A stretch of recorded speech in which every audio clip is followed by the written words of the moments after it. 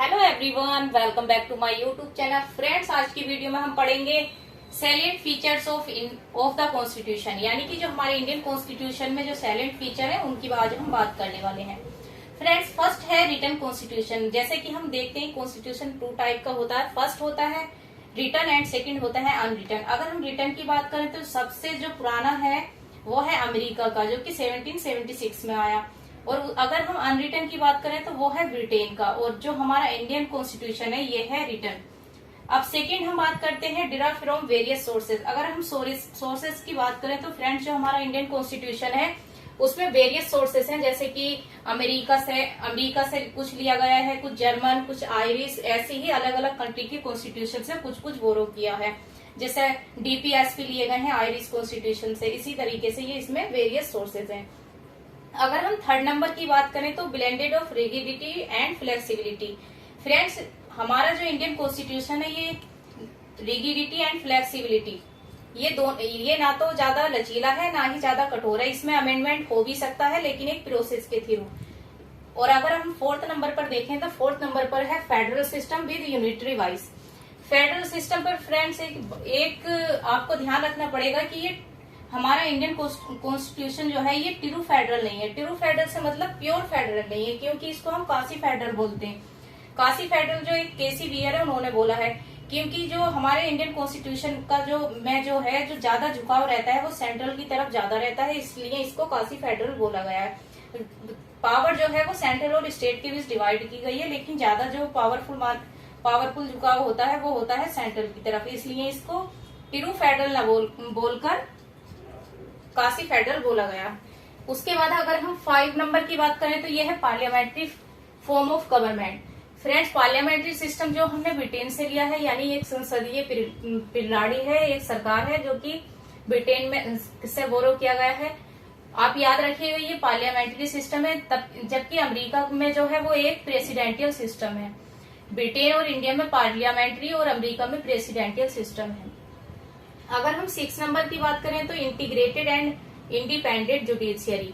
Friends, जो हमारे Indian constitution में जो जुडिशियरी बताई गई है वो एक हायरार्की में बताई गई है। जैसे कि सेंट्रल में अगर हम बात करें तो सुप्रीम कोर्ट, और स्टेट में अगर हम बात करें तो हाई कोर्ट, और अगर हम डिस्ट्रिक्ट लेवल पर बात करें तो सिविल कोर्ट। इस तरीके से एक हायरार्की दी गई है जुडिशियरी की। और एक ये इंडिपेंडेंट है एग्जीक्यूटिव और लेजिस्लेचर से, ये एकदम अलग है।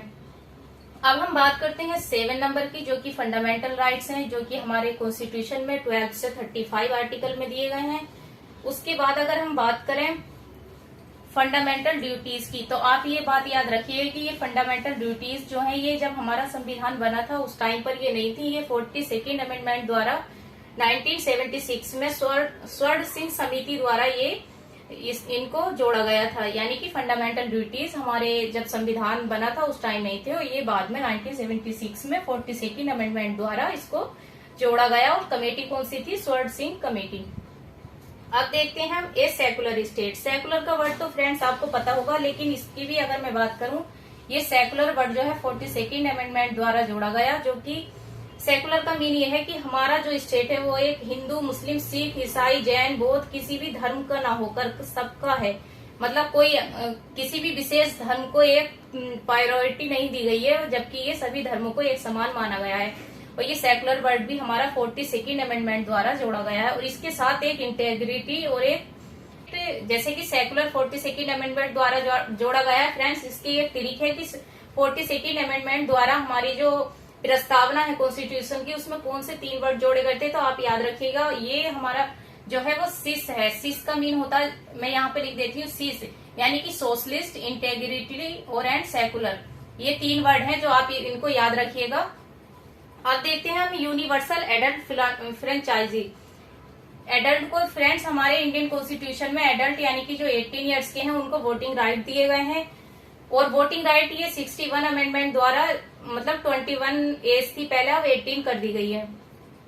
इसके बाद है सिंगल सिटीजनशिप। फ्रेंड्स, अगर हम अमेरिका की बात करें तो वहां पर डबल सिटीजनशिप है, स्टेट की अलग और सेंट्रल की अलग। जबकि हमारे इंडिया में जम्मू कश्मीर से लेकर कन्याकुमारी तक और गुजरात से लेकर अरुणाचल प्रदेश का कोई भी व्यक्ति जो कि हमारे इंडिया की भूमि पर रहता है वो उसको सिर्फ एक ही सिटीजनशिप मिली हुई है और वो है इंडियन सिटीजनशिप। उसके बाद बात करते हैं इमरजेंसी प्रोविजन की। इमरजेंसी प्रोविजन जो है फ्रेंड्स ये जर्मनी के वीमर कॉन्स्टिट्यूशन से बोरो किए गए हैं और ये जो इमरजेंसी प्रोविजन है ये हमारे इंडियन कॉन्स्टिट्यूशन में 3 टाइप के बताए गए हैं। फर्स्ट है नेशनल इमरजेंसी, सेकंड है स्टेट इमरजेंसी या प्रेसिडेंशियल रूल और थर्ड है फाइनेंशियल इमरजेंसी। याद रखिएगा फाइनेंशियल इमरजेंसी अभी तक हमारी कंट्री में नहीं लगी है। उसके बाद अगर हम बात करें 3 टायर गवर्नमेंट की, 3 टायर से मतलब होता है जैसे कि विलेज लेवल पर ग्राम पंचायत, फिर स्टेट गवर्नमेंट, उसके बाद सेंट्रल गवर्नमेंट। जो ग्राम पंचायत है उसको 73 अमेंडमेंट द्वारा कॉन्स्टिट्यूशनल स्टेटस मिला है। उसके बाद अगर हम 14 की बात करें तो कोऑपरेटिव सोसाइटीज जो है, कोऑपरेटिव सोसाइटीज भी हमारे संविधान में जब बना था उस टाइम नहीं थी, ये भी 42nd अमेंडमेंट द्वारा इनको जोड़ा गया है। तो फ्रेंड्स ये है silent feature of the constitution जो कि हमारे इंडियन कॉन्स्टिट्यूशन के हैं। ये आपको पूरे कॉन्स्टिट्यूशन को समझने में हेल्प करेंगे, जैसे कि return constitution from various sources, blend of rigidity and flexibility, federal system, parliamentary form of government. Friends अगर आपको एग्जाम में पार्लियामेंट्री की जगह प्रेसिडेंशियल भी दे दिया जाता है तो आप कंफ्यूज मत होइएगा, पार्लियामेंट्री आप इसको याद रखिएगा।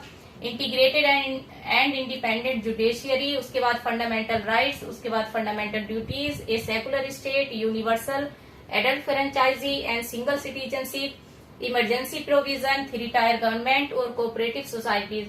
फ्रेंड्स अगर आपको silent feature of the constitution समझ आया हो तो वीडियो देखने के लिए थैंक यू।